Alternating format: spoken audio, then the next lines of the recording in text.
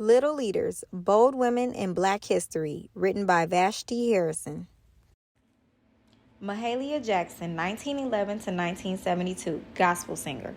Born and raised in New Orleans, Louisiana, Mahalia was always surrounded by the sounds of the blues and Mardi Gras. As a child, she sang jazz songs by Bessie Smith in her room at night. But little Haley, as she was called, came from a religious family, and the only music that was acceptable to them was gospel music. She made her singing debut in the choir at the Mount Moriah Baptist Church and blew everyone away with her enormous voice.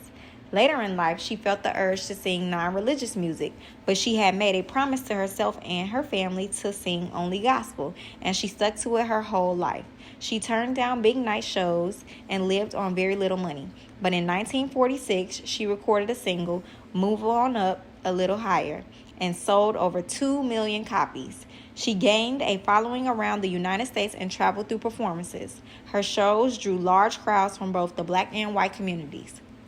Segregation, however, was still the law of the land, and Mahalia struggled with it during and after her performances. When she was on the road, Mahalia kept food in her car so she wouldn't be relegated to the colored section of a restaurant.